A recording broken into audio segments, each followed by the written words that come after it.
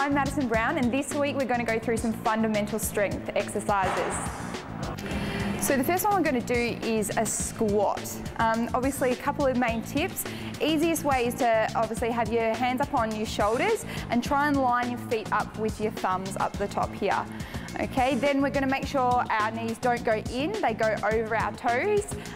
Weight must be in your heels. Don't try to get too close up on your toes, making sure your weight's back in your heels. And it's just like you're sitting down on a chair. So down and up, down and up.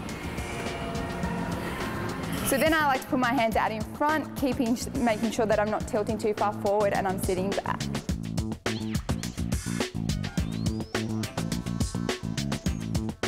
Okay, so this one is a step up. We make sure that one leg starts on the box. You can use this on any step. It doesn't have to be this high. It might start off a little bit smaller and then you can gradually get find something around the house that's nice and stable. You're mainly using the power through this leg. We're not pushing off on the bottom one, we're pushing from this leg and really driving up and down, squeezing on those glute muscles and really using that power to step up on the box.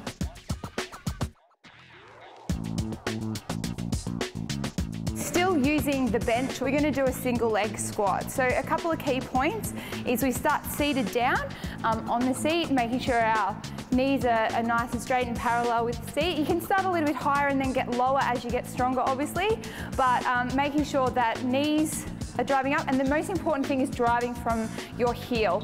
Pushing up and slow down. Pushing up and slow down. Now we're going to move on to more power exercises. So we're going to go into a squat jump. So similar to the squat position that we did before, you're going to go down, but using your arms to accelerate and use the power through your legs to push yourself up into the jump. So down, up, land in that squat position again before you start to go up.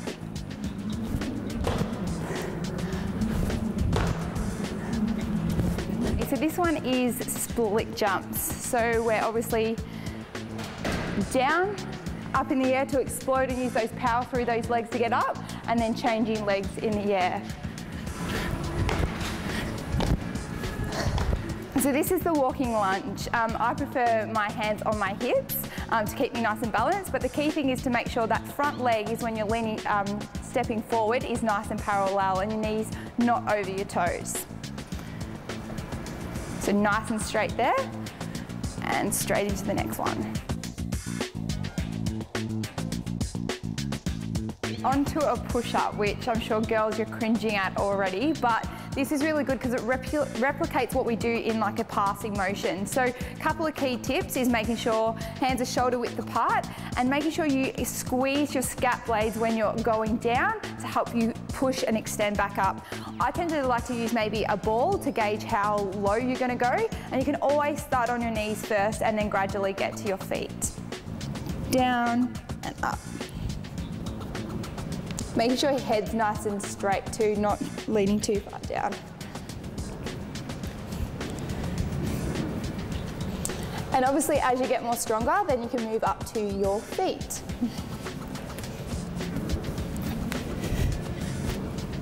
Okay, so now we're going on to the pull-up. Now you might not have access to gym equipment like this, but the local oval or may have fencing that you might be able to use, something really similar that you can pull yourself up on. Easiest thing is hands over the bar. You can start with your knees bent and then to obviously get a little bit harder, straighten your legs out and pulling yourself up. Another great movement, just like a pass in netball. So knees bent to start if it's easier, and pulling yourself up. Squeeze. Pulling yourself up. And as you get stronger, to make it a little bit more challenging for yourself, you can stretch your legs out. Yeah, it's obviously a little bit harder.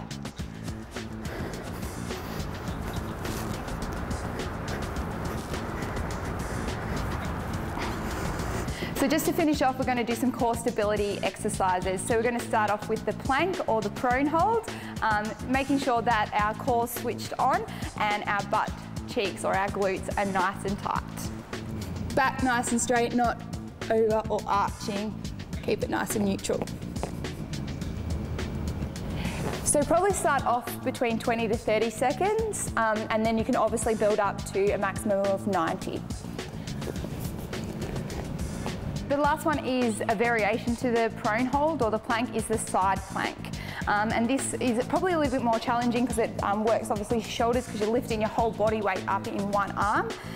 But making sure that if you want to start off a little bit easier, to hold it up, go down, hold it up again, and yeah, trying to hold it for a maximum of about 60 seconds each side. So one key thing is to make sure your head and your spine are in a nice straight line. So there you have it, our fundamental strength exercises. Key is to make sure you're consistently doing it maybe 2 to 3 times a week. Even after a really tough session or match, it's still key that you get those sessions in and keep improving on those exercises.